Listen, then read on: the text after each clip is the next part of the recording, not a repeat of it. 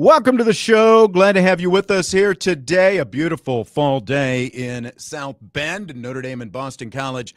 Coming up this Saturday as the Fighting Irish come out of their bye week, ready for a brand new game. And our game day coverage is at 11 o'clock, starts at 11 o'clock. The game day show, 11 to 2:30 Eastern time. Tim Grau, Jim Irizarry, Eric Hansen, Tyler Horka, and guests as Notre Dame gets set for Boston College. 3:30 kickoff, Notre Dame and Boston College this Saturday. They surprised me a little bit with that kickoff time. What did you think, Jess? Yeah, I was a little bit surprised about it myself, but can't really complain at the end of the day. I'm not a huge fan of the noon slot. I think a lot of people thought it'd be earlier. At the end of the day, it doesn't matter, but I always think of Big Ten at noon. That kind of gets your day started. And then right, that 2:30, 3:30 range is always where Notre Dame traditionally is. So to me, it doesn't feel any different, I guess is the best way to put it. No, there's no difference. I think it's a little bit sleepier, to be quite honest, when you have that noon time. But at the same time, Boston College being what they are, I thought it would be a little bit earlier. But, they're always looking for an excuse to put Notre Dame at least a little bit closer to primetime if they could. I knew we wouldn't have a true primetime game. Let's put it that way. Oh, so, for sure. 3:30. We have a I don't know we necessarily have a bet, but that Notre Dame-Pittsburgh game, with this one ending up at 3:30, I think there's an outside chance that Pittsburgh game in a couple of weeks, November 15th, could end up being a primetime game. Would that make you happy since you're going to it? Yeah, I think it would. The later in the day just means that much less that early. We don't have to get up. Yeah, early because we're going to go same day and then probably stay that evening. But yeah, it's always nice, especially if Notre Dame and Pittsburgh can hold up. I would consider Notre Dame's last marquee matchup before the season ends. So I want there to be as much hype around that game as possible. Josh says 3:30 is his preferred time slot.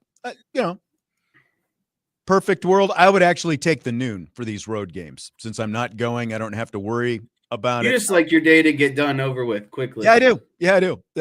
I'm completely upfront about that. You're exactly right about that. All right, author Len Clark is going to join me here in a little bit to talk about his Notre Dame-related book, Vision, Values, and Victories, Notre Dame-Style Leadership. We're going to do that with Len. But in the meantime, I wanted to do this, and we were probably going to do it last Friday, but we ended up without a show on Friday because of Notre Dame men's basketball here on Sports Radio WSBT. Midseason awards. We're going to do a little midseason award stuff today. Or did you get fired up when you saw that this was going to be midseason awards day? I did, and I think some of these questions are like, not layups, but I think there are some that are more thought-provoking than others. I think there's some questions where a lot of people are probably going to say the same thing, but I more so look forward to the ones where you have a bit of variety. Yeah, I tried to mix it up a little bit so it wasn't just like straightforward. Let's just come out of the gates, though. Top two candidates. I tried to add at least a layer to it. Top two candidates for midseason MVP for Notre Dame. I think the first one is, as you said, a layup, a slam dunk, whatever you want to call it. I'll let you go first, though. Yeah, I think that, when you start talking about the top two candidates for Notre Dame's midseason MVP, you obviously have to look on the offensive side of the ball. This is one of the premier offenses in the country. And then you start looking at a guy who probably should have more Heisman mentions and maybe is gaining some of that Heisman steam and is, probably the best running back in the country. So I think obviously the first one is Jeremiah Love. And then after that is, I think you could have a little bit of discussion. I think you would want to stay offensive side of the ball because, let's just face it, no one wins MVP being on the defensive side of the ball. So, let's not even waste our time or breath trying to convince someone that there's a defensive MVP out there. So really what it comes down to me at that point is CJ Carr or Jadarian Price. And I think you could have made a case. The name slipped me, the offensive lineman that just got hurt. He was considered. Ashton Craig I think or Billy Schrouth. You could have made a case for Billy Schrouth because he was, a lot of eyes, one of the best guards in the country. And that's not, he's going to get healthy and hopefully be back by the end of the season. So I think those are the pool of three guys that you could boil it down to. But I would have to go with CJ Carr just because of the way he opens up this offense. He makes Jeremiah Love more dynamic. So to me, you have to go CJ Carr. Look how the threat of CJ Carr and the threat of Jeremiah Love, vice versa, however you want to look at it. Look how it complemented each other and the way it impacted the USC game. Like, that is case in point. That's how you put a defense and a defensive coordinator in peril. Because of the threat of CJ Carr, they chose to try to negate the deep threat of Carr's arm and the passing game of the Notre Dame offense. And what happened? Basically like the Al Golden game plan from a couple of years ago at the Coliseum. Jeremiah Love goes off. The most yards of anyone in Notre Dame Stadium history, the biggest rushing day in Notre Dame Stadium history as a result, because of the threat of CJ Carr. And that's the double jeopardy that opposing defenses and defensive coordinators have to try to navigate now. How are you going to defend that? And so for that reason, I think it's CJ Carr.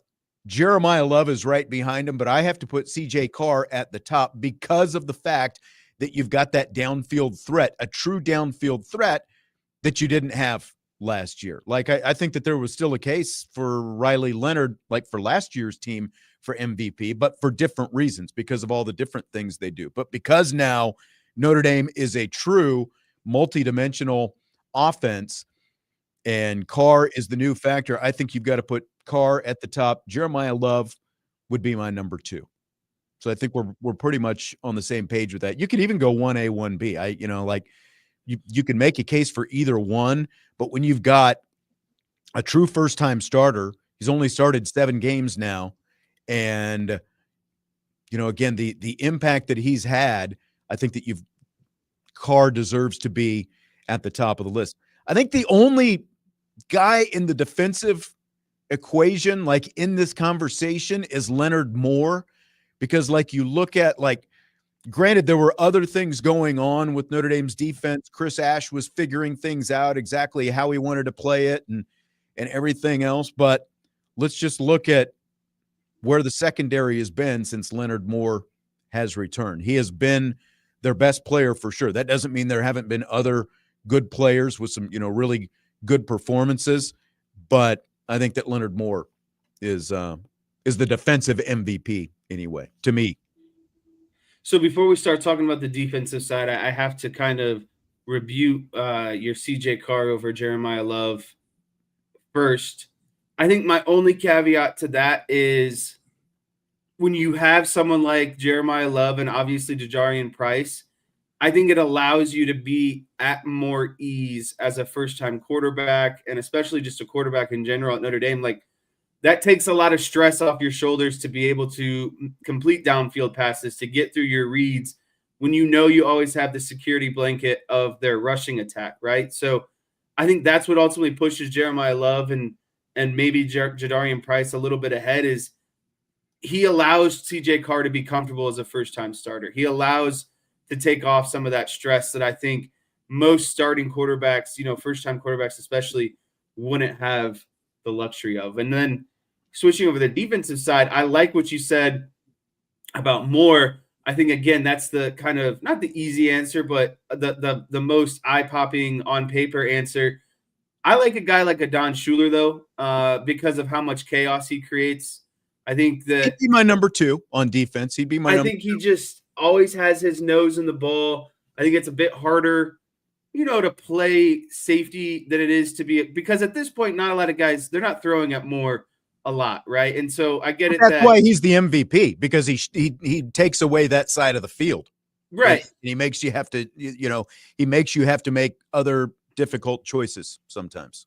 And I agree with that. I just think that Schuler has to work a little bit more, has more responsibilities in the run game, filling the alley, playing over top, obviously as a safety. So I just like the chaos that he creates. I think I think Moore is your easy breezy. You know what you're going to get every game. But Don Schuler is a wild card. Sometimes he doesn't play, exceptional. He might have just an average game. But I think when they create turnovers, it's because of Don Schuler. He creates a lot of chaos and confusion and really gets, the turnover chain started, I guess. Yeah. I mean, he started a little bit slowly. I think that Leonard Moore has been more consistent between the two. Now, again, part of that is kind of paring down the defense and getting things figured out. And I mentioned Chris Ash figuring things out, and Terry in the YouTube chat says, did Ash figure it out? I mean, obviously, look, at the end of the day, he's still the defensive coordinator. And whether he had to be strong-armed into changing what he was doing on the field, he is still the defensive coordinator. He is still the one who is making the calls defensively. And so maybe, some of the strategy had to be sort of forced into his brain, but at the end of the day, he's still the defensive coordinator. So where you want to give credit, I guess, is your thing. Ash did figure it out to the extent of, if Marcus Freeman, did, go to him and say, look, we've got to do less of this, more of this. He still had to puts together the game plans based on those decisions. Yeah, I agree. I mean, I think obviously there were some things early on in the season that maybe Chris Ash was a little bit overconfident about, but anyone who thinks that Marcus Freeman is the sole responsible guy for turning this around is just sadly mistaken. Like, Marcus Freeman does not have the bandwidth to be a full-time head coach and full-time defensive coordinator. And that's why you're seeing a lot of these guys who are doing that really put in a lot of stress this season. We talked about Napier down in Florida.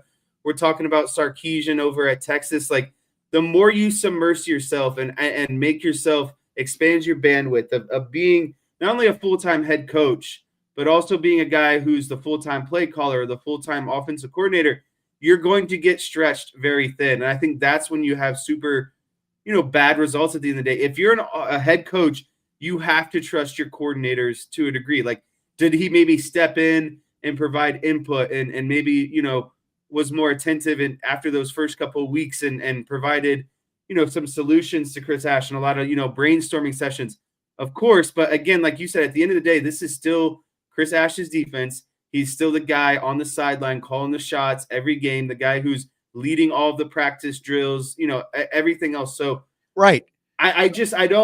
I think as much as we wanted to come down on Chris Ash at the beginning of the season, I think it's fair or you need to give him his due respect of, yes, he has changed things around, and it still is predominantly him. Yes, Marcus Freeman helped, but it is still Chris Ash. Right. And, like Terry is saying, and Tommy Reese is the OC of the Browns. I mean, it's an apple to oranges discussion. I know what you're alluding to, because Stefanski is the play caller for the Cleveland Browns, even though Tommy Reese is the defensive coordinator. But again, Marcus Freeman is not calling the defense on game days. Marcus Freeman has essentially said, I want less zone. I want more man, like different, like all the talk early on in the season about marrying up the front, marrying, with the secondary and the coverage and those kind of things. So Marcus Freeman put his thumb on the scale and said, I want less of this, like this stuff that doesn't work.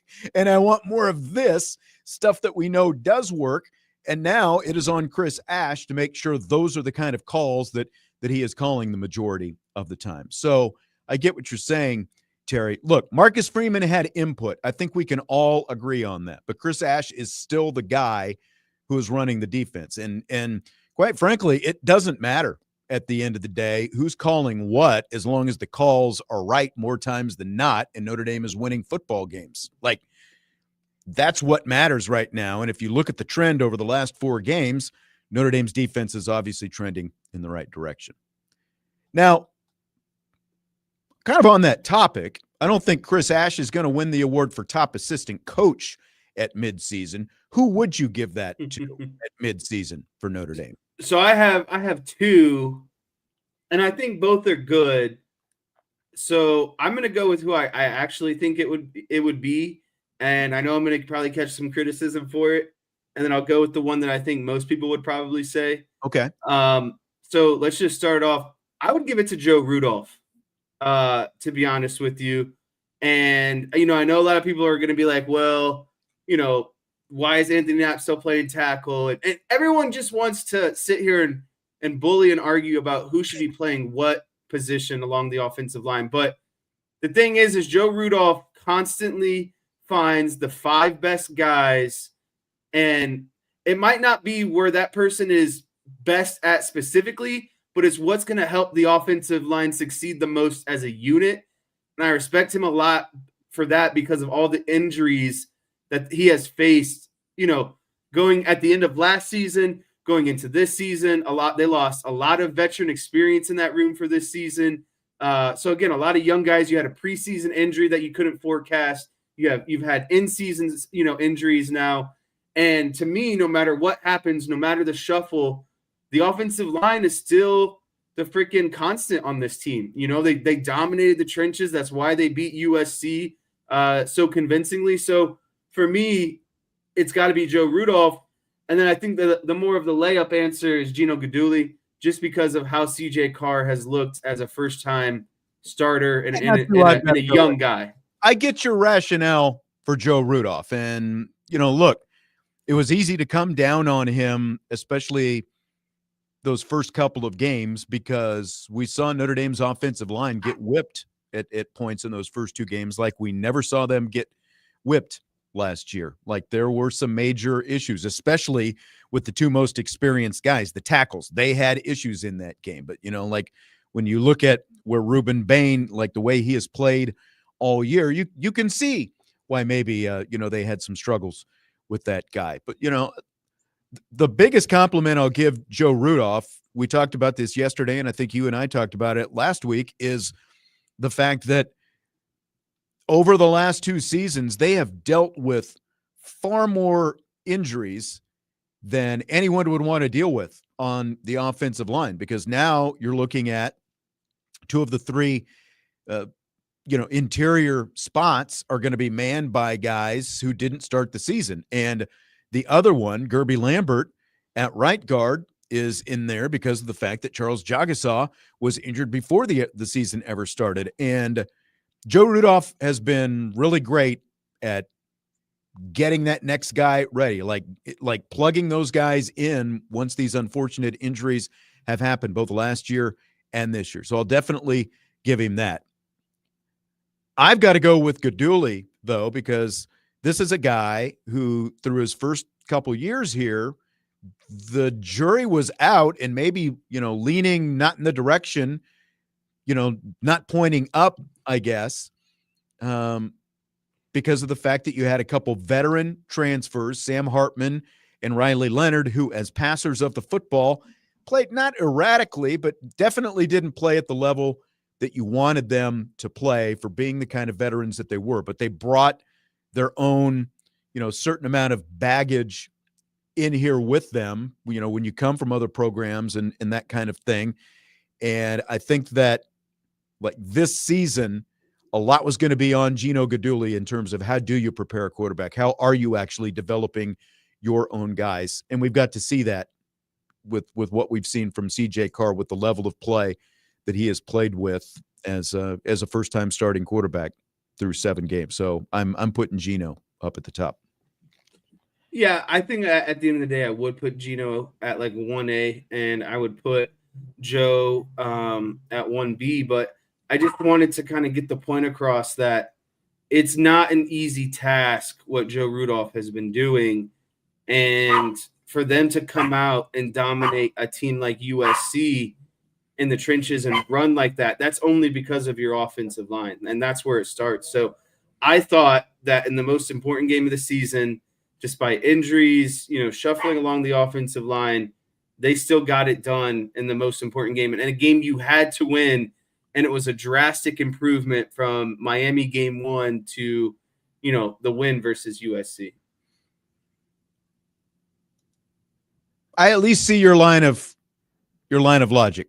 Tommy is coming back at you. He says Mike Mickens. I think Mickens has been fine, but for what this team has specifically faced this season, I'm not going to take anything away from Mike Mickens by any means, because he's kind of been put into a situation where he's obviously had to get some young guys ready to go as well. Varying results so far, but when the top guys have been out there, they played exceptionally well. But like he's been without Devontae Smith for a good chunk of the season, and you're rolling, with Dallas Golden and Carson Hobbs at different points. And again, Mickens has been fine, but you're not in the situation that you're in without a first-time starting quarterback, a redshirt freshman quarterback playing at the level that he's at. So for that reason, I put Gaduli at the top, and Jesse outlined the reason that he put Joe Rudolph at the top of his list for everything that the offensive line has done. If we're talking about defense, I would say Max Bulla is the most standout coach this season. I think, Al Washington and the defensive line, they've just been, I wouldn't say extraordinary, but I wouldn't say bad, just kind of middle of the line. I think obviously in the secondary you have Schuler and Moore. I would have liked to see a little bit more development out of those younger guys, but that's coming along quickly, with Tay Johnson and Dallas Golden and, a lot of these other guys that are getting mixed in. But I just feel like the linebackers have been super consistent. I think Drake Bowen struggled a little bit, but I think everyone on the defense was struggling early on. But I'm just really impressed with guys like Bowen, Snead, and especially KVA in the linebacker core.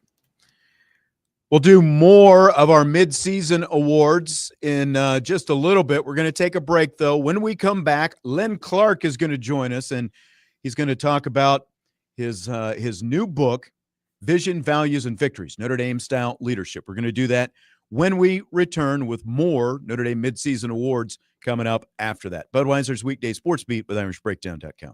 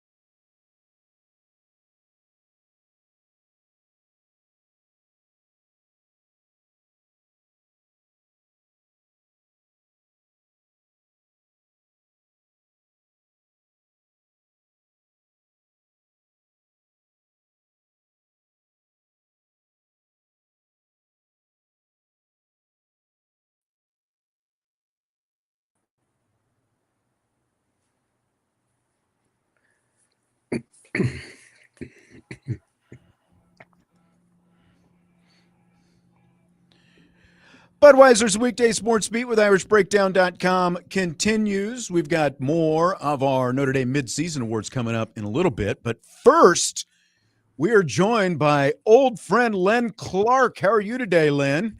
Sean, I'd like to add a midseason Notre Dame football award to you for asking the best questions to help me do my radio reports for Network Indiana. Oh, well, compliments get you everywhere on this show. No, so do what we can. Do what we can to please. Vision, Values, and Victories, Notre Dame-Style Leadership. Oh, there it is. He's got the cover of it. How long has this thing been out now? It's been, but maybe a month or so? Oh, a couple of weeks. The book came out a couple of weeks ago, but the writing of it started 35 years ago, Sean. That's when I had the title. 35 but it took me 35 years to actually start writing it. You were like, what, 10 back then? I wish. In broadcast years, maybe 75.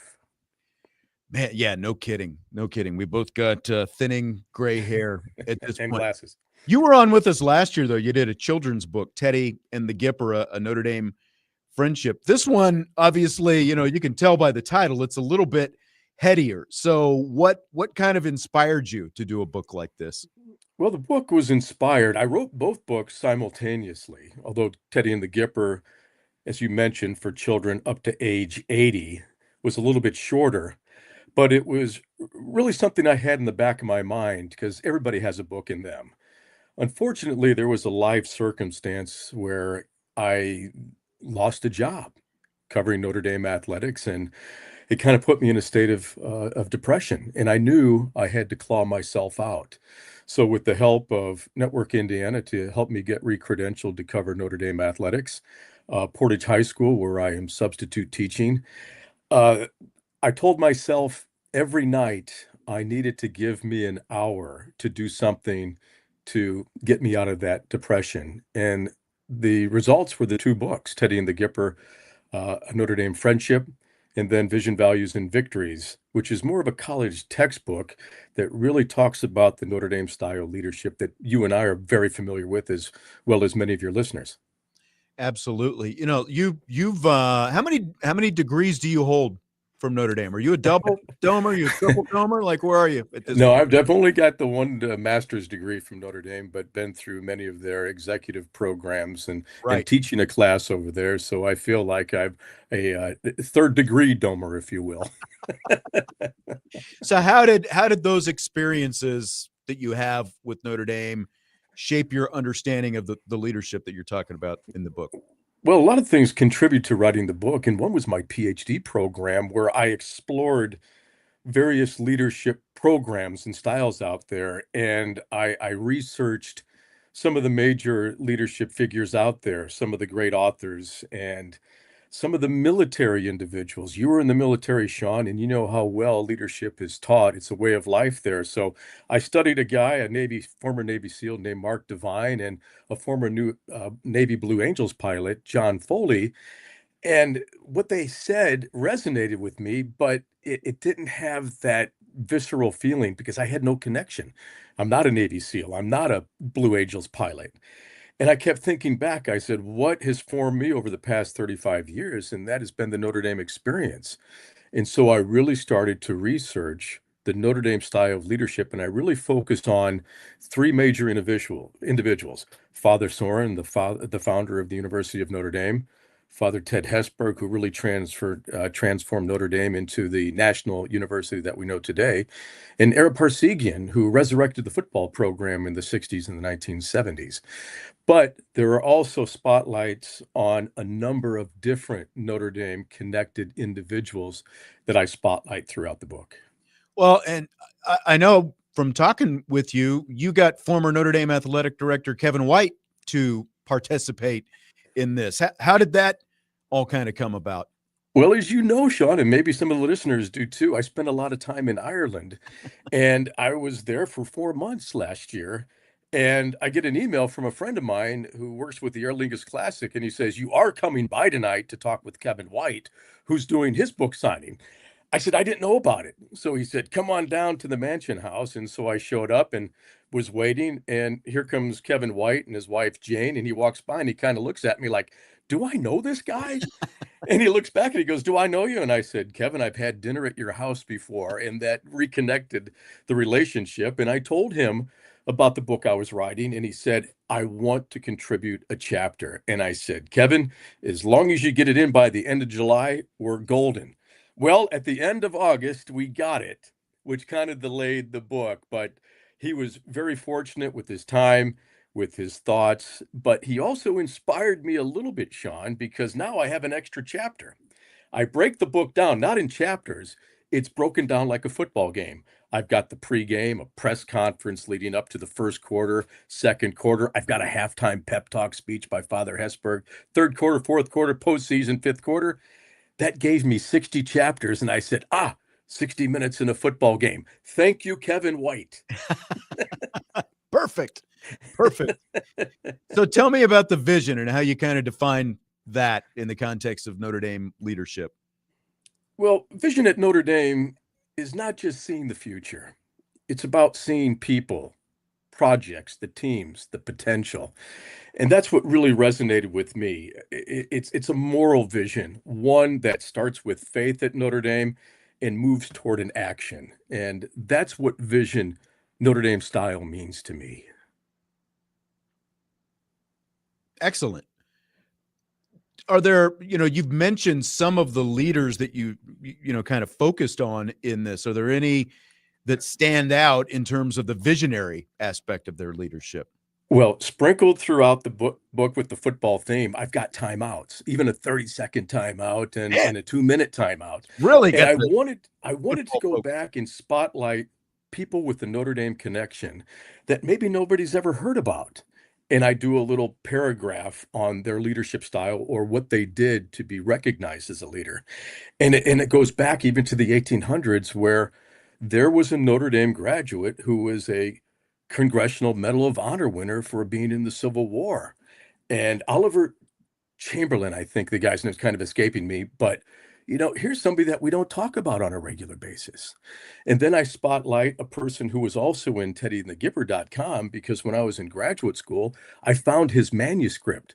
It was a priest named Father Cornelius Haggerty, who was originally from South Bend. He became a priest. And this guy, Sean, was a nut, man. He was just one of those guys I would have loved to have met. He taught philosophy, but in the summer he had all this time off. So he convinced his superiors to give him some money to buy a canoe. He popped it in the St. Joe River and canoed down to New Orleans. And he would do that every summer. But here's an interesting story. He actually saved George Gipp from drowning in the St. Joe River. Really? If it wasn't for Cornelius Haggerty, there would be no win one for the Gipper. Wow. That's a story I never knew. And another thing about Father Cornelius Haggerty is there's a famous priest called Father Patrick Peyton from Ireland, known as the Rosary Priest. He's actually been beatified, and he's very close to becoming a saint. He died, I think, in the late 1980s, and I actually had a chance to meet him. But in the 1930s, late 1930s, he was on his deathbed at Notre Dame with tuberculosis. They didn't know what to do with him. Father Haggerty came in to give him last rites, and Father Peyton said, "What do I do, Father?" And Father Cornelius Haggerty said, "Pray to the Virgin Mary." Sean, he was healed overnight. They can't explain it. He got up and walked out of bed the next day. And that's when Father Peyton devoted his whole life to the rosary and became very famous in the Hollywood circles for getting Bing Crosby and a bunch of the filmmakers to do little bits for him in his crusade about the rosary. So these are some of the little stories that are sprinkled in Vision, Values, and Victories, Notre Dame-style leadership. Well, and the last part of that is victories. So what definition of victories beyond like traditional wins and losses, especially since you've woven it sounds like so many football metaphors into this book? Well, victories at Notre Dame is more than touchdowns. It's about transformation. It's about watching a person grow. It's about seeing a student come onto campus for the first time and to really find themselves and to graduate and to go on to do great things. Not necessarily making a big income, but giving back to society. And I think that's the strength of Notre Dame, is that it's about the values, victory values and victory values, vision, values, and victories. It's the values where it's about giving back to the community. It's about helping others, but more importantly, to giving back in the name of an institution that helped you to become who you were or are. Vision, Values, and Victories, Notre Dame-Style Leadership. Len Clark is the author. There he's holding it up again in the YouTube. So where can everyone find the book, Len? Well, ndleadershipbook.com is where they can buy it, but I'm going to be at the bookstore the Friday before the Navy game from 3:30 to 5, signing books at the bookstore, in addition to being at Augie's Locker Room Friday and Saturday. That's kind of my game day ritual. I hang out there and meet fans and hang out with Jim Augenstein and his family and all the fans coming in to come in to watch a Notre Dame football game. And so I'm really looking forward to not only the football game, but to meet everybody and to talk more about the books. All right. Great stuff. Vision, Values, and Victories, Notre Dame-Style Leadership. And like Len said, you can stop by next Notre Dame home weekend, either Friday or Saturday, and grab a book, get a signed copy. And anything else before we wrap up, I guess? Keep asking those good questions for me. All right. Sounds good. Thanks, Len. I'll see you in about a week and a half at the Navy We'll game. see you there. Thanks, Sean. All right. Thanks, Len. Bye. That is Len Clark. Again, the book is Vision, Values, and Victories, Notre Dame-Style Leadership. We'll take a break. When we come back, Jesse will be back with me, and we'll get into more of those Notre Dame Midseason awards. That's coming up next. Budweiser's Weekday Sports Beat with IrishBreakdown.com.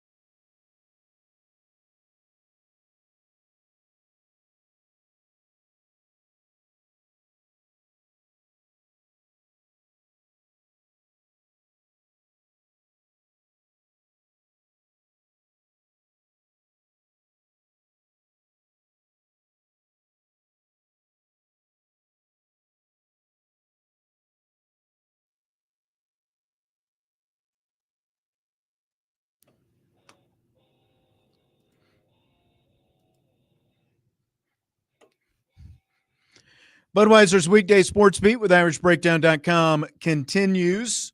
Jesse Stiers is back. I'm Sean Stiers, doing some Notre Dame football midseason awards. Who's the super sub of the season so far, Jesse? Can you clarify super sub for me? The guy who was not a full-time starter at the start of the season, who has played a prominent role. That's the best way I could define it, I think. I have to go with my man KVA on the defensive side of the ball. Okay. Care to explain? I think you could go him. I think you could go Tay Johnson at safety. And then I think you could go with any of the offensive linemen who have had to step up due to injuries. But I'm going to probably – I think you could throw Jadarian Price in the mix because Jeremiah Love is definitely the starter. Yeah. I've just been so impressed. Like, I still have to go with KVA, I think. I've been so impressed with, what he's done. I think, Tay Johnson, because he's like the full-time starter, but, those linebackers get rotated in so much. I've been like watching a lot of that USC game back finally. A lot of stuff that he's now doing on the defensive side of the ball, especially on the short down situations, playing really well and man coverage. I would say KVA. But again, Tay Johnson's a really good answer too, because he stepped into the starting role, created a couple of turnovers, that sort of thing. So I'm okay with that as well. I guess it's almost cheating saying Tay Johnson because of the fact that he has become a starter, but he wasn't a starter. Like I wrote the definition of, what super sub is. So maybe that's bending it. There is still more of a rotation at linebacker and Kingston Viliamu-Asa not starting there all the time.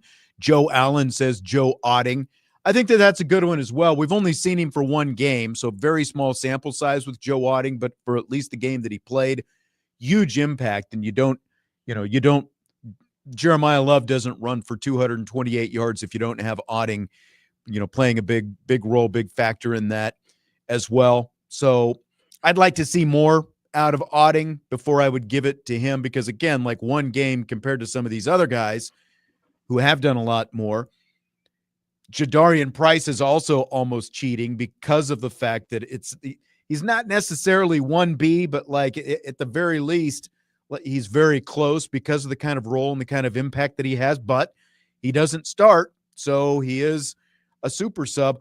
I give it to Johnson myself. Like, just look at the play that he made on that quarterback run when that USC had. I mean, like that kind of impact that you can have. And he's like the third leading tackler on the team right now. So I give it to Johnson for that. What's the best offensive play of the season so far?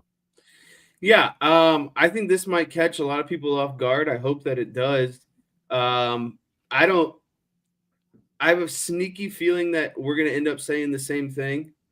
But you start the season 0-2. It's you're coming back, after losing to Texas A&M. It's the first play against Purdue. You go 12 personnel, 2 tight ends. You're gearing up. Everyone in the stadium thinks it's a run play, and you hit a play action. You hit a bomb to Malachi Fields on that post route. 50 air yards from Notre Dame's 27 to the opponent's 20. That's got to be the one for me. I just think it set the tone. You're 0-2. Your back's up against the wall. Everyone in the stadium thinks you're going 12 personnel and you're just going to run the ball. And it's just going to be one of those games where Notre Dame has to just grind it out. But they just throw a haymaker to start the game. And I really think that set the tone for the rest of the season. That's absolutely right. That's why I give it that, even though like Tommy brings up CJ Carr's no-look pass touchdown in the opener in the second half against Miami. And like that goes on the highlight reel for sure as well, just in terms of individual play and like what CJ Carr brought to the table. But I think in terms of overall impact, going over the top, like you said, 12 personnel, you go play action, you've got to respect Jeremiah Love. And when you look at, like Do you think that USC wasn't watching that film when they decided how they needed to defend Notre Dame? Like, of course they were. And I think that has impacted the way other teams that like made teams pay full respect to CJ Carr and the passing element of Notre Dame's offense. And it's opened up, and it's going to continue to open up so much more. But like, I would probably put the no-look pass by CJ Carr right behind that. But in terms of how it's impacted how opposing defenses have to game plan for you, I think that 66-yard touchdown pass to Malachi Fields has had major impact. What about best defensive play? I feel like this one is a little bit harder to define. Yeah, this one's harder to define, but I want to look at, when stakes were at the highest. So I'm going to look at that USC game because, again, this is it's a rivalry game. It's a season-defining game. You're already 0-2. It's a big game on the schedule. You have to kind of put your name back on the map. And I was listening to I can't remember who it was, but he was talking about how, Notre Dame first two games, it's Miami and Texas A&M. You're going to feel the weight of those two games. And then after that, you have Purdue, Arkansas, Boise State, NC State. You're not really getting underneath the bar with those teams. You're not feeling the weight with those teams. You go against USC. It's like, okay, yeah, the defense has looked good, but is it going to look good against one of the best offenses in the country year in and year out? So I have to go when the game was 27-24. There's about 11 minutes remaining in the fourth quarter. The ball's on Notre Dame's 38. USC's driving. It looks like they're about to maybe score again. I know where you're going. And they run that silly end around pass play. Stupid Notre Dame Mackay forces Lemon. the fumble. I just think that was a game-changing moment, not only in that game, because I think that's ultimately what sealed the victory against, USC, your top rival, a rival you don't know if it's coming back. So to me, that was the top defensive player of the year. Yeah, and it ended up like at least a 10-point swing, if not a 14-point swing, depending on if USC is able to finish that off, because Notre Dame turned it into the CJ Carr touchdown run is where that fumble ended up going. So like when you look at that play and, like two significant guys for Notre Dame in on that play, just a massive defensive play, taking that ball away from Mackay Lemon and, like Lincoln Riley, what are you thinking? I don't know. Special teams play. I think you've got two to choose from, unless you want to go really outside the box. Which 100-yard kickoff return do you want to go with? I go with Jadarian Price's 100-yard return against USC that same game because Trojans had just taken the lead. Price gets it. They make the fatal mistake of kicking to him. He takes it to the house. Notre Dame never trails again in the game. So I've got to go with Price's 100-yard return against Southern Cal. Yeah, that's to me, you have to look at game-changing plays. And again, this is a huge momentum shift type play. USC just took the lead, got the 2-point conversion as well, if I'm not mistaken. And so they went up by a full field goal. And then here comes Jadarian Price just, breaking the souls of USC because it's like they had to go down and do a whole drive, right? That was a taxing drive. And then here comes Price, immediately 100 yards, taking that lead back. So I went with Jadarian Price's return as well. Tommy says there's been more than one 100-yard return. Apparently he was unconscious for the Purdue game, and he missed that. He was still recovering from the week before when he was in town for Texas A&M. Yes, there have been two 100-yard returns this year, and Mr. Price has had both of them. But, yeah, just a massive momentum swing that Jadarian Price, had in that USC game. So that's where I went with. We've got just a couple minutes here in this hour. What kind of grade do you give Notre Dame's offense to this point? I struggled on this one. I went back and forth between a B+, and I think if I say B+, a lot of people are going to say I'm being harsh. A-, I think you could be is a little too greedy. I mean, here's what it boils down to. Do they have one of the best rushing and passing attacks in all of college football? Yes. But I think what's holding them back right now is their short yardage, their fourth down, and their red zone efficiency. And red zone efficiency, they're ranked 102nd Fourth down efficiency, they're 115th, which I think plays into their short down struggles. The thing is they're not bad on third down. They are actually really good on third down. It's just when they get to fourth down, short, red zone, and it's crazy to say, I just think they've left a lot of points out there. And that's a crazy thing to say, considering I think they're averaging like 38, 39 points per game or something right now. So they have the number 10 scoring offense in the nation right now. Right. But I think when you talk about, potentially getting down into the playoffs, because it won't matter, hopefully, against the rest of these teams, but in the playoffs, you have to be really good in short yardage. That is, and the red zone. That is what's going to win you a lot of close games when the talent is equal, or maybe even, the other team's a little bit more talented. So until they clean that up, I have to stick with a B+ on this one. I'm B+, A-. You're absolutely right. That's what they've got to get figured out. That's their main task to get figured out over these last 5 games, is how you become successful in those short yardage and red zone situations, because the short yardage thing has been an issue all year. Red zone has now become an issue, but it's also because of the fact that they've had so many short yardage situations that they have not won in the red zone. So like one has kind of turned into an issue. They all play off each other at the end of the day. Yeah, but overall, like the way the offense functions, like between the 20s, they're great. But once they get in the red zone in those short yardage situations, that's where it's become an issue. You've got to do better against the teams you're going to play, though, because they're not going to be playoff caliber teams. You've got to have near perfect success against them. So again, I'm B+, A-. What about defense? What kind of grade do you give them? Because like surprisingly, when you look at their numbers, number 17 against the rush, number 59 total defense, number 40 in scoring defense, 21.3 points a game for the season that they're allowing, 12.7 a game over the last 4. That's trending in the right direction. They've also got the number 40 pass efficiency defense, and that has jumped up leaps and bounds over these last 4.5 games as well. So what kind of grade do you give the defense?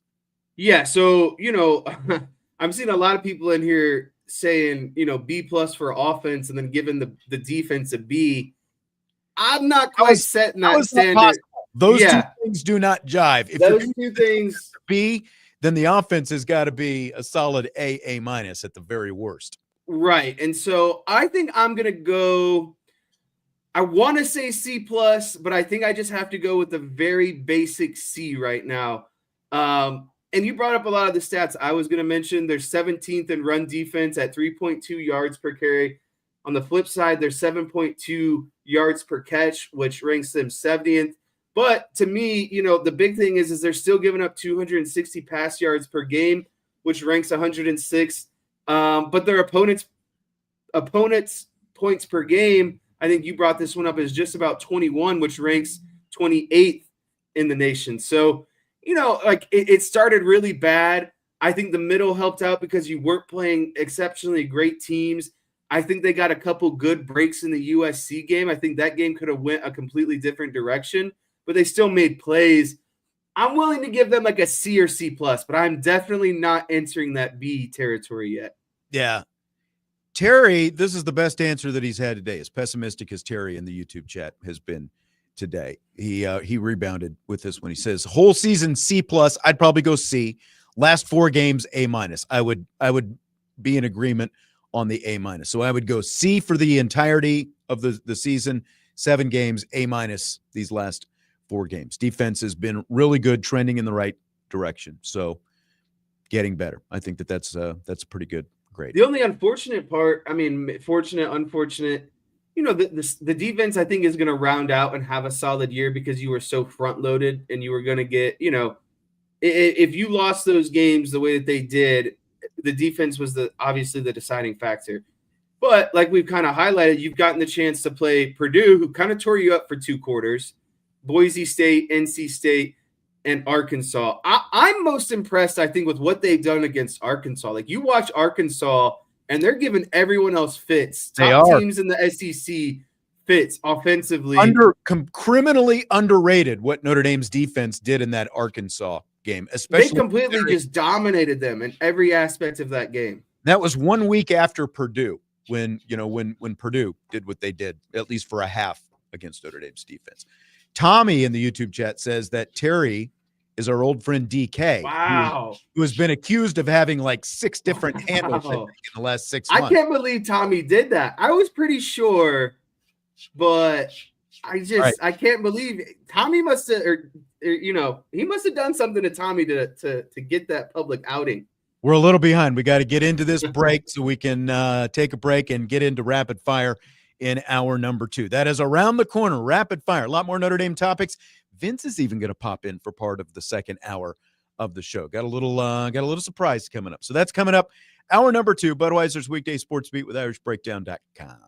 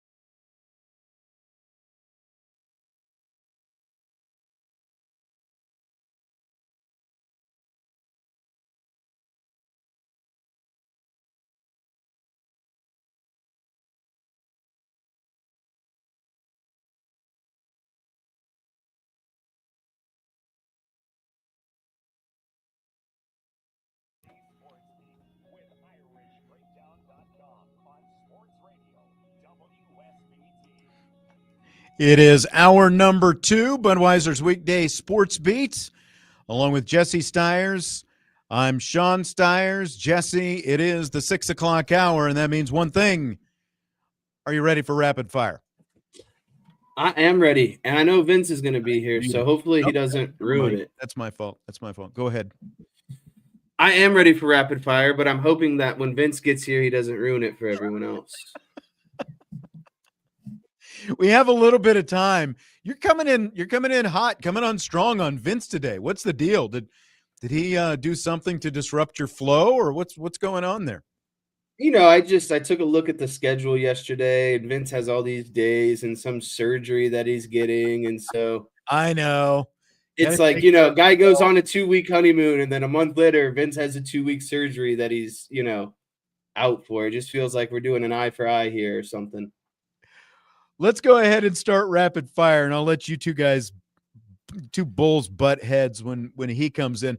Couple questions in the YouTube chat popped up in the first hour about Christian Gray, and Marcus Freeman was asked about Gray's play yesterday, and here is what Freeman had to say about Christian Gray. I think it starts with health for him. Like he's a guy that's been pretty injured and banged up, but think about Christian, man. He's such a tough individual that he never wants to come out of the game or never wants to tell somebody how he's truly feeling. And we know he's banged up, right? Without him even saying it, like we're proactive of you know, really evaluating him and his body and what areas need to truly recover.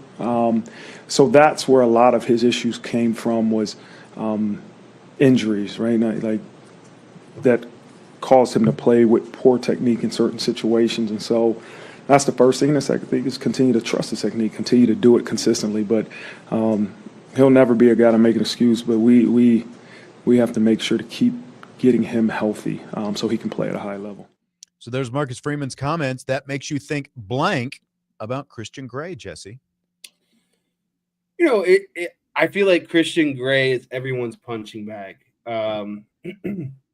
When the secondary's doing bad, when, you know, he's maybe getting kind of, you know, for lack of better terms, getting burnt by, you know, wide receiver here or there. But I always have sympathy for Christian Gray because he does have more opposite of him. A lot of teams aren't going to throw at Moore, so you got to throw at someone.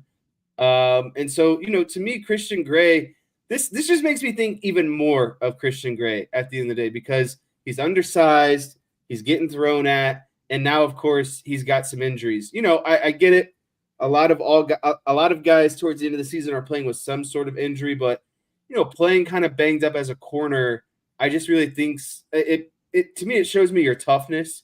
And that's why it makes me think even more of Christian Gray. And I think there was another question that was start up. You know, some outlets just see him as a bang average player and others as a very good player in a difficult position.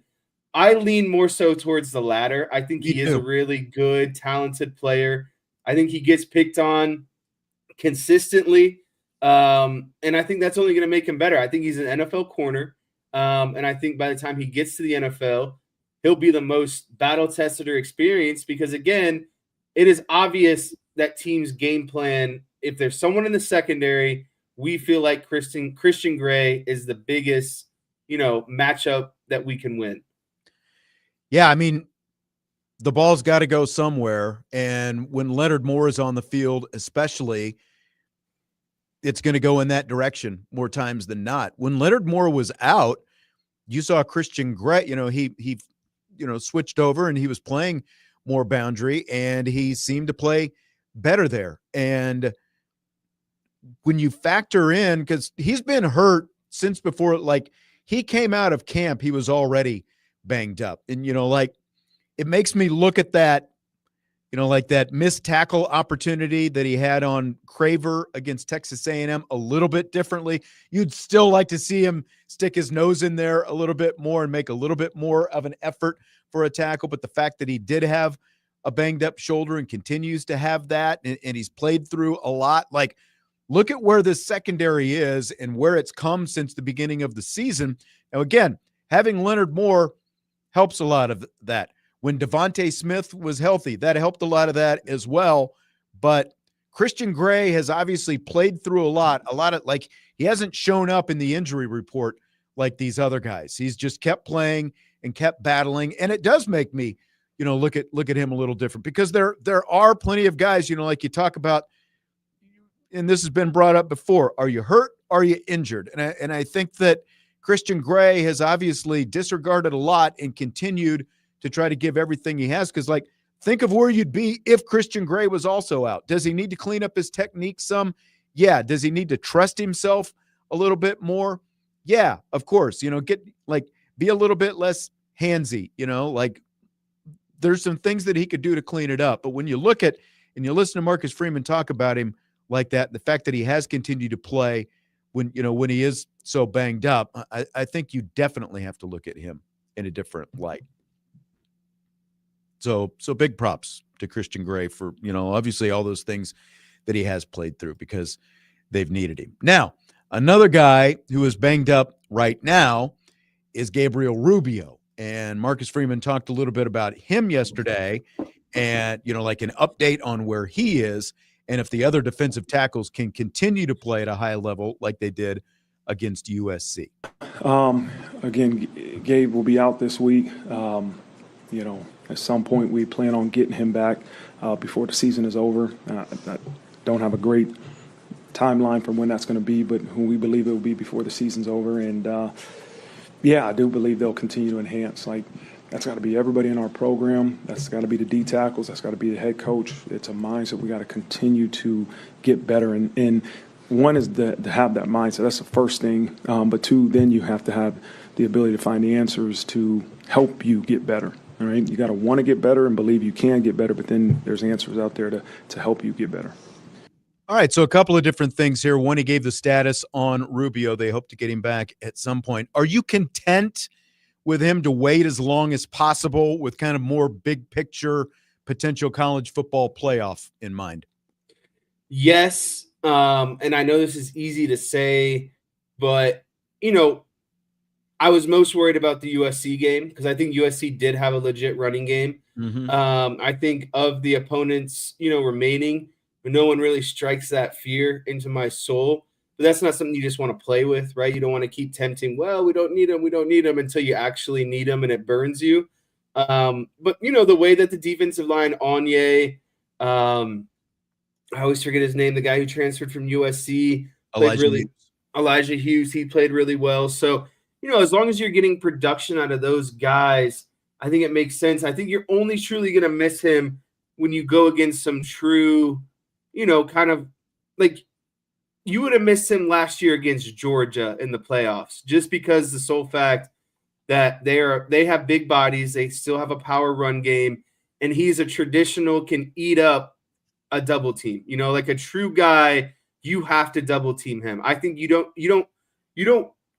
can get away with not doubling, Hughes and Onye, in my opinion. But Rubio is so big and just a road grader of a person that you have to commit 2 players to him. And so I think for the remaining of the season, no one's really going to present that challenge. Right. And that's not something that you might run into until the college football playoffs. Yeah, that's I like he's a guy, if you're going to make another run into the college football playoffs this year, if you're going to win 2 or 3 games in the college football playoff, you're going to need Gabe Rubio to be part of that. It's different from when you go from losing Riley Mills and you still have Rubio and he's able to give you some good things against a team like Georgia, like you mentioned last year. But now, like, he is your front end guy, and you're going to need that guy. And look, I'm also, because like the next part of this is, what's your confidence level in these other guys? And what we saw against USC, again, like, is USC the measuring stick? No, but the kind of bodies they have on their offensive line are at least different from what you're going to see in these next 5 games against these next 5 opponents. And, like when you look at the fact, again, like we talk about underrated aspects of what this defense has done, I don't think it gets nearly enough play that USC was averaging over 225 rushing yards per game, and they ran for not even, I think it was 30% of that is what they ended up running for against Notre Dame. So obviously Notre Dame's front held up well, their linebackers held up well. So I've got a pretty good amount of confidence in these other guys. Jason Onye definitely had his best game of the season, and arguably the best game that he's ever had against USC. So I think he is a big X factor for Notre Dame in how they hold up against these teams with Gabe Rubio out for a little bit. Yeah, I think obviously, Anya is going to have to shoulder the majority of the load. And, if we're doing a confidence level, I'd give it a solid 8.5 out of 10. But again, that's opponent driven, combined with, the skill of Anya, Hughes, and others. So I definitely believe they have the resources to get it done. I don't believe that's the case if they started a college football playoff push today. Going back to Christian Gray, Andy Briggs asks, would Gray be DB1 on most FBS teams? What do you think about that? Oh, yeah, 100%. I think that he's definitely a Power 4 starter at, places in the Big Ten, the ACC, and, maybe even SEC. I think he's probably towards the bottom of maybe some of those SEC teams, because you start looking at, Alabama, Georgia. They have really good, secondary guys year in and year out, but he is definitely a DB1 at most other colleges. Yeah, and I mean, look, he has 8 pass breakups this season. Notre Dame as a team has 28 pass breakups. So he has almost a third of the pass breakups as a team. He has 2 interceptions as well. Now, part of that is opportunity, right? Because the ball goes his way more often. But the ball also goes his way more often because of what Tommy Guns is saying in the YouTube chat. Gray's issues are CBU, cornerback U. 130 other teams would kill for Gray to be their number 2 cornerback. Exactly. The ball's got to go somewhere, and so it ends up going in his direction, more often. Has he given up some plays? Yeah, but he's also made a lot of plays, leading the team in breakups and a pair of interceptions as well. So I absolutely think he would be number 1 on a vast majority of other FBS teams across the country. No doubt about that. So with multiple offensive linemen out for the season, the ranks have been pretty thin for Notre Dame's scout team offensive line the last couple of weeks. When you've got Ashton Craig out, now you've got Joe Otting going in, and now, of course, you've also got Billy Schrouth out, and you've got Sullivan Absher going in. So listen to some of the names that Marcus Freeman talked about in terms of guys helping out on the scout team offensive line at practice. Yeah, right now we got 2.5 true scout team O-linemen. When you talk about Max Anderson, Owen Streberg, and Brennan Vernon's been a scout team O-lineman for a couple weeks now. We need 10 guys to rep with the offense. And because what you can't do is rep 7 guys, and the ones now are getting added reps, and that's going to take away from Saturday's performance. And so we've had to roll some guys, some defensive linemen in there because we're deeper at D-line. Armel Mookum's done a good job in his limited role on Scout Team O. Big Sean has helped Deshaun Sevillano at some Scout Team O. We throw guys in there, but that's what the team needs. And so you'll get some defensive reps, but we also need to give you some scout offensive reps. And they don't blink. Let's go. Whatever the team needs. And it's credit to Coach Wash in that room, but also those guys, man, caring about the team. So some interesting names that he mentioned from the defensive line jumping over there. Brennan Vernon, Sean Sevillano, Armel Mookum. What do you think about that? I love this, to be honest with you. I haven't heard of too many situations like this before, but it makes sense, right? Like, if you're running low on offensive line, you got to find people to run scout offensive line, and naturally, they got some bodies. Yeah, you got to go to the big defensive lineman that you have. And so I really think this is a really selfless, act. I think a lot of guys would get probably pissed off, right? Because, Because the fact that they're in this situation means they're lower on the depth chart on the defensive Not side. only that, but it's you almost have by doing this, this is I've played scout team before. Your ultimate goal is to still work and get better at your position with the ultimate goal of, obtaining maybe a roster spot the next year or the year after that, right? Like you're still learning on scout team and your overall goal is, okay, I need to practice and get better so I can become a starter. Well, these guys are practicing at a position they know they're never going to start at. And so you're doing the most, the ultimate team first act and saying, you know what, coach, I don't care. I understand that our defensive line needs a good look this week.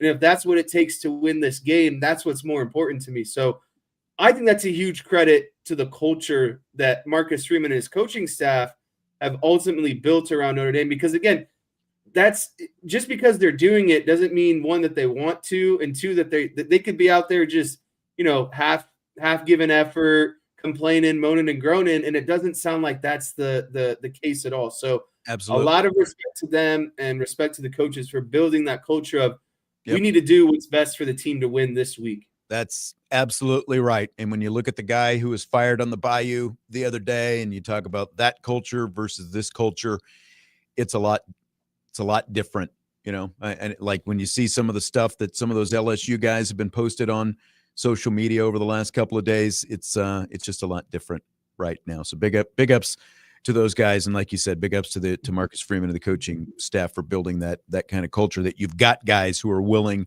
to step in and do what you need when you're depleted at one position and jump it over, not just to a different position, but the other side of the ball to help out, because you need that to help prepare you for Saturdays.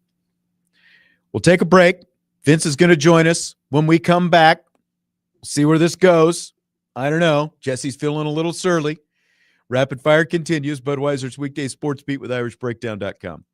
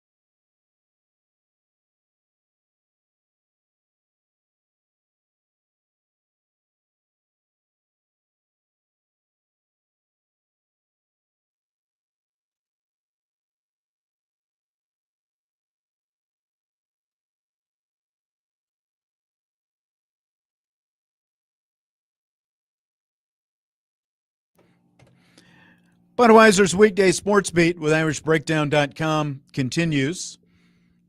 I'm Sean Stiers. Vince D'Addario is here. Jesse Stiers is here. The gang's all here. Hi, gang. What's up, gang? On a Tuesday. How's it going? I didn't have anything else going on, so why not? When's is fall break? Like, is it the rest of the week? Like, where are you? Sean Stiers, I wish. It was last already Friday. over? It was last Friday and yesterday. It was Oh, 2 so days. you had a 4-day weekend. Well, Yeah. that's, I'm not complaining. It was fantastic. that's not bad. So what's the difference between fall break and Thanksgiving break these days? I'm assuming you get Thursday and Friday off for Thanksgiving, right? We get Wednesday, Thursday, Friday off for Thanksgiving. So you get a bigger break for Thanksgiving than you do for fall break. Well, it is a national holiday. Nothing about fall break is nationally recognized, unfortunately, except for the fact that it was a bye week for Notre Dame, so it made it that much even more special, frankly. Nicer. Yeah. Vince, let me ask you this. Okay. That's why I brought you here. What were you doing in October of the year 2000? Which school were you Oh attending my at goodness that point? gracious! Of the 8 schools that you attended before you finally matriculated. I was a student at Holy Cross College. Holy Cross. Mm-hmm. That was the third of 3 or the second First. of 2? First. Oh, so you started at Holy Cross. I don't Yes, think I sir. realized that. I thought Started at Holy Cross, got my associate's degree, and then the trek through various colleges began. All right. Where else did you go, Vince? I didn't know this. I would have stayed at Holy Cross if it was 4 years, but it was not. So it was only 2 at the time. And so I got my associate's degree from there. Then I went to Loyola in Chicago for a brief amount of time, ran out of money, and then came back. Rambler. Yeah, came back to old IUSB back here in town. USOB. Jesse was 4 years old in October of 2000. Do you remember anything? Good Lord. I just remember living in Lamar. Babysitter, crazy neighbors, and a nice neighbor across the street. Yeah. You actually remember all that stuff. Interesting. I was wondering, like, how much of that was absorbed in your brain. I think you nailed the high points. Crazy neighbors, like crazy single mom with kids doing, teenage, early 20s kids do stuff that kids at those age do, and really nice guy across the street. I think you nailed it. Those were the highlights. Some good memories from 4 years old, by the way. I know. I don't know that I could come up with what I was doing at 4 years old. The reason I ask, and this is a little bit like throwing myself a birthday party, today is October 28th, marks the 25th anniversary of the first Notre Dame football game that I covered shortly after it, and that game came at the end of the first week after I moved from, as Jesse said, Lamar, Colorado, here to South Bend. So this is 25 years as of today. Moved to town to do this job, came off Lamar, Colorado, which is it's basically not Colorado. It's more like you're living in Western Kansas. It's like the desert in the summertime, very flat, dry, some different, very good people. I had great bosses back then, so I'm not trying to disparage Lamar, Colorado, but it is like, I thought at the time that the town I was living in was actually bigger than it was. Turns out it was like only 7,500 people. Wow. But yeah, so like the journey from there to here, I was doing like 8-man football, on Friday nights, and I would, like, the press boxes were so small and the elevation was so low that I would stand on top of the press boxes with my play-by-play guys. So we would be outside in the elements most of the time, doing that. But then I was doing junior college basketball, junior college baseball, high school basketball. Every December, there was this Lamar holiday tournament where all the small towns from the area would come in, boys and girls teams from each side, Thursday, Friday, Saturday, 8 games a day for 3 straight games. We would broadcast from basically sun up until after sundown. And so, so that's what we were doing. So, I'm doing like 120, 130 broadcasts a year. And then all of a sudden, like after being there for 3 years, I find this ad on a radio job, website and that kind of thing. And it was Notre Dame football pregame show host and Notre Dame women's basketball play-by-play, Notre Dame baseball play-by-play. And it was like, crazy things happened. They ended up flying me out here, after a few phone interviews, ultimately got the job again. This was at a different radio station. The last 25 years have been, there have been some ups and downs, but the reason I wanted to have you guys on is because in spite of those upsides, ups and downs, like you two guys have been my whose car we going to take guys. Like when I've needed something, you guys have always been there. And it's like part of why we're all sitting here looking at each other and talking to each other today. So I wanted to give you guys as much of the appreciation from that. Cause like 25 years for me, Vince and I met about 4 years into that. Yep. Jesse is, has always been around, but they're like the connections that we've had beyond that, like Vince starts working with me in 2004. Yep. And within how many years? 4 or 5 years, Vince is Jesse's first football coach, his freshman football coach when he gets to high school. Yeah, it was about 6 years later, I think, because Jesse was 8, I believe, when I first met him, because I remember him sitting over in the little booth during the Smoky Bones. Yeah, it's over at Smoky Bones. I remember that very distinctly. Little 8-year-old Jesse sitting over there, and then I was his freshman football coach as well. So yeah, a lot of people don't know I have a scar on my arm because of Vince. So whoa! Had we not met Vince, he's still an educator, by the way, so you might not want to completely disparage him. Well, on the air, but I'm not the one that did that to you. It was my assistant coach.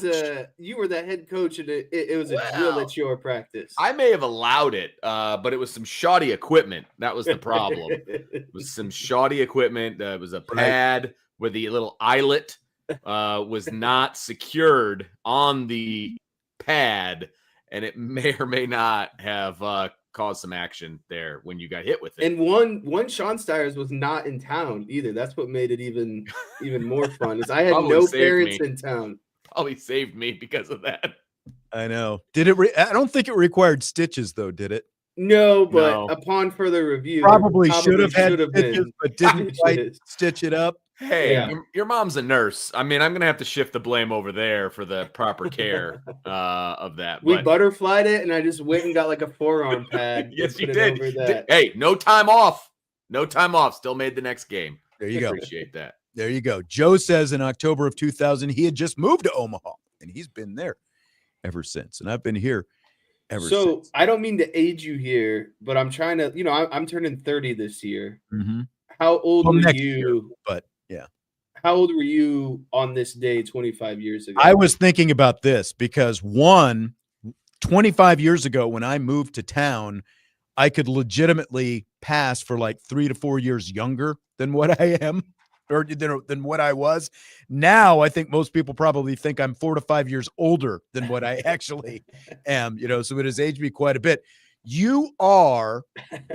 He was not 19. I was 19 25 years ago. Oh, you were 19. I was 19. I had just turned 33 when I moved to town in October of 2000. So you are only about 3.5 years younger right now than what I was when I moved to town in October of 2000. That's a heck of a move too. Picking up the whole family just to go in the first 7 months, because I made the mistake. We were there in Colorado for 3 years, and I was kind of frustrated early on because there were like some jobs, I was trying to get. Like I had that when we lived there in Colorado before I got this job, I had made this, like I called it my goal board, and like a few years later, you would call it your vision board, but I didn't call it my vision board. It turned out like when I heard of vision boards, it's like, oh, I had a vision board, but I didn't call it a vision board. It was your vision quest. That's kind of what it was. It was my vision quest. That's a good call, Vince. Good call. Yeah, see, good movie throwback there. But I was working in Lamar. I was a country music DJ by day, but I was doing all the sports by night. So goal number 1 at the bottom of my goal board was an all sports job. Like, done with this No DJing. spinning country music and, all this stuff. So all sports was my first goal.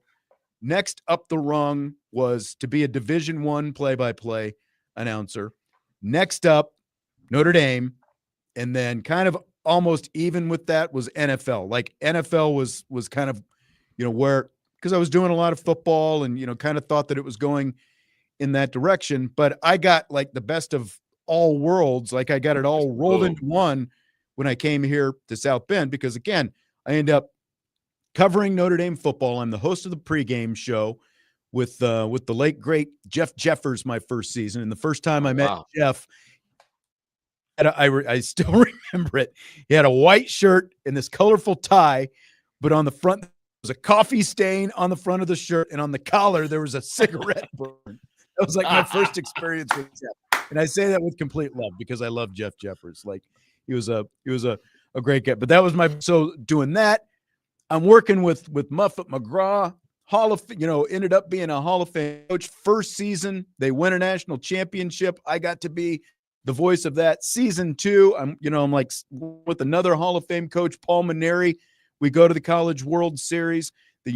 Football team went to a Fiesta Bowl, and again, all these things.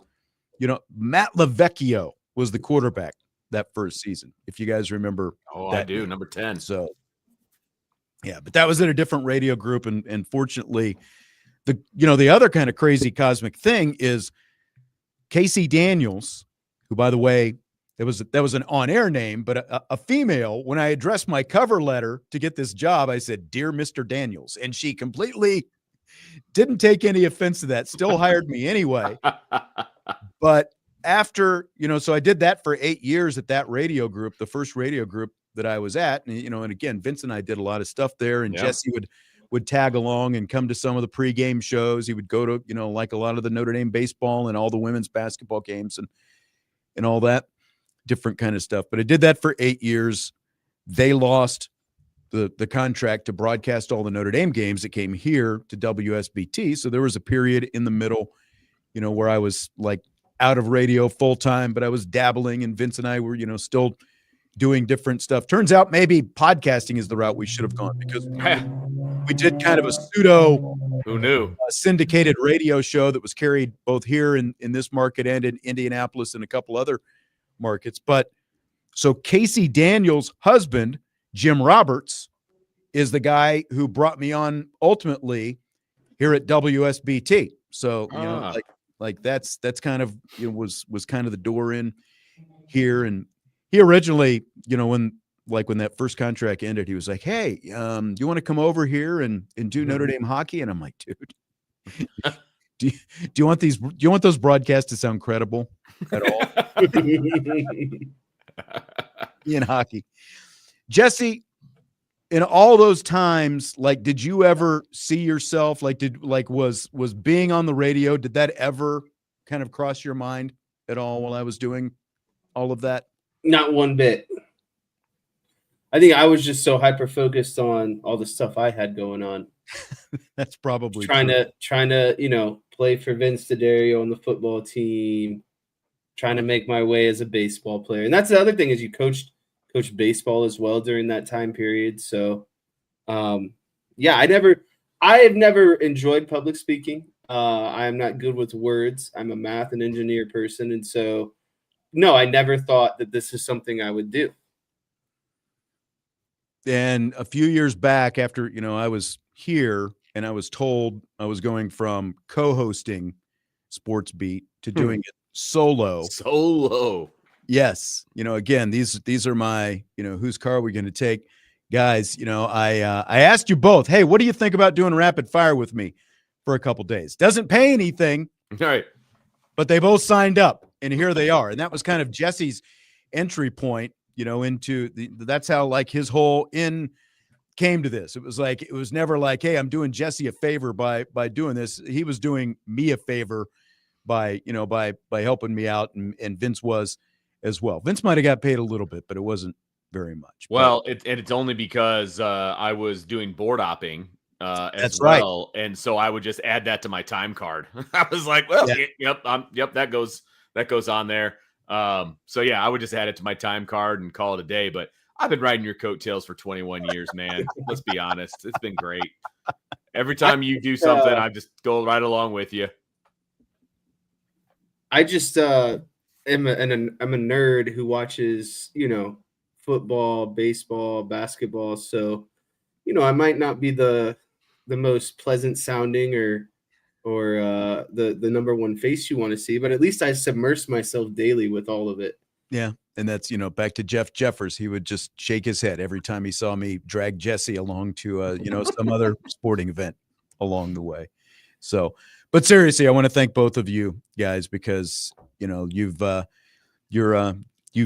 always been here, and, I wasn't raised, in the, positive reinforcement, gratitude, and, like doling that out, as Jesse can probably attest to, not nearly as much as I don't say it often enough, but obviously I want to thank both of you guys for everything. So that's why I wanted to make sure and have both of you guys here today. Ultimately, nobody cares about 25 years for all SS, but Hey, I care. it's pretty, to me, it's pretty cool. I like to think of a long time in the business. Yeah, it's a long time. And, this is where I always wanted to be. And again, the paths took some different curves along the way, after 8 years at the first place and, like a pause in the middle. And this is going on, with the break in the middle again, jumping over to Irish Breakdown, but I've still been doing, like, I'm going into season 6 of my second stint with Notre Dame women's basketball. The first broadcast is Thursday, and going on to year 9 now,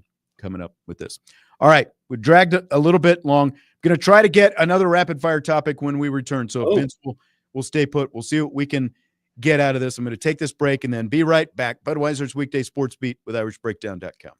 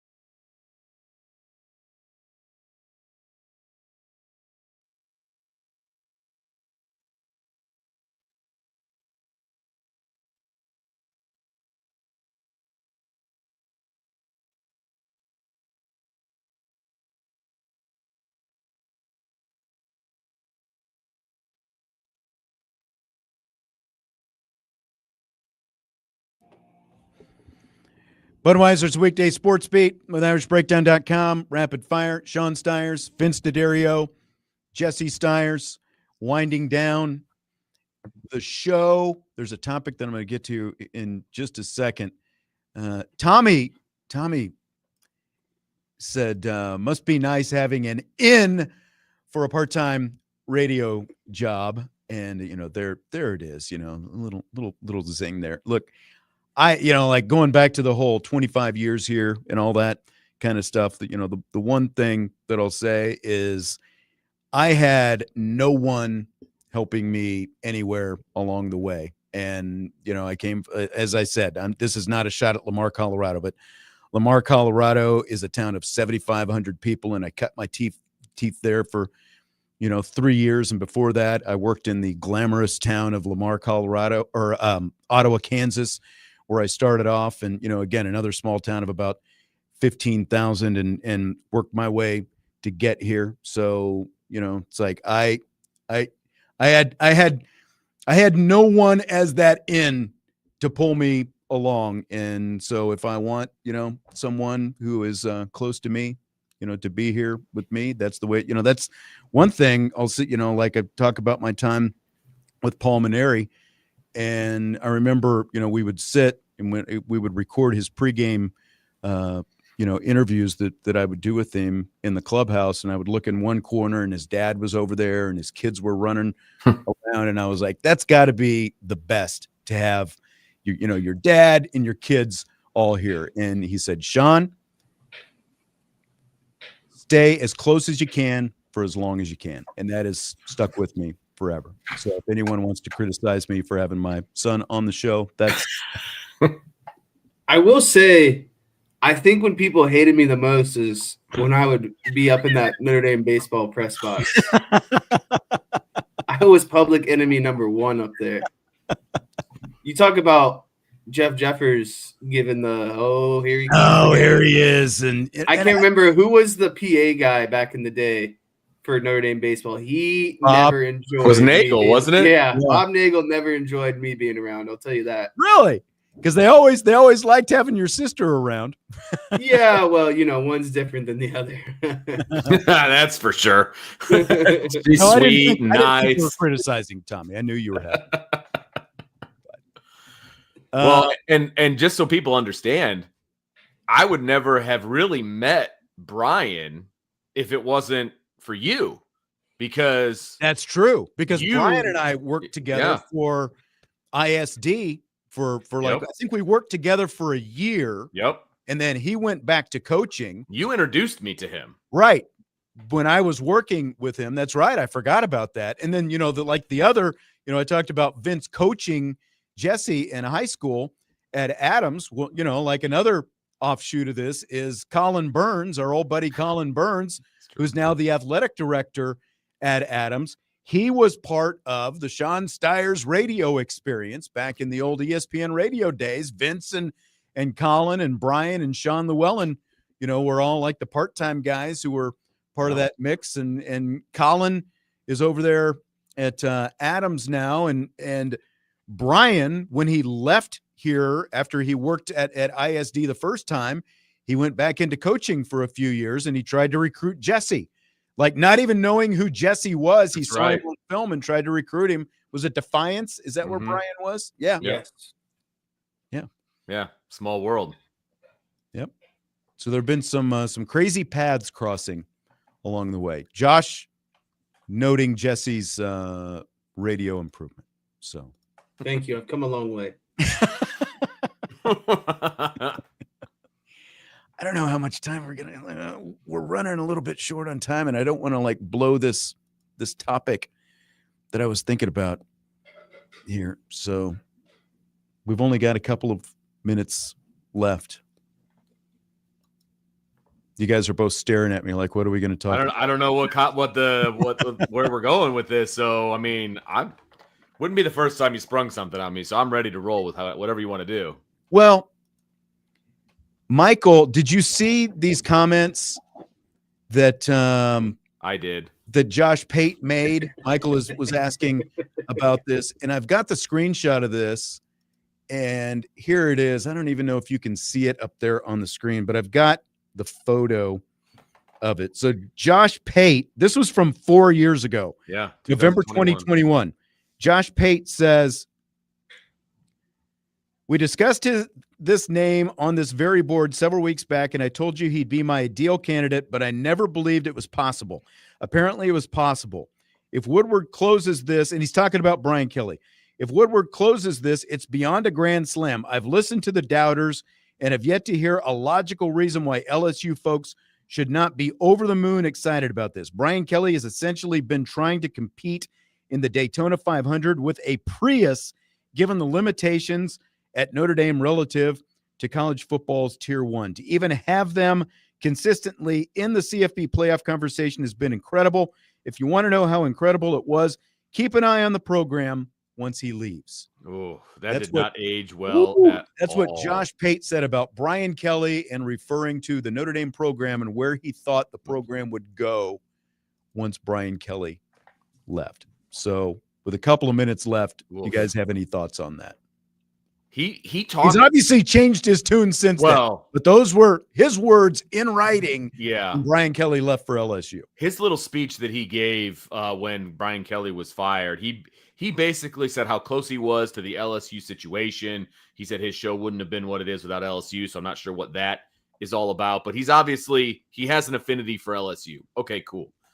Then he's like, a couple years into the tenure, I knew that Brian Kelly wasn't going to be the right guy, but I didn't want to say anything until after he was gone. And I'm like, that sounds awfully familiar.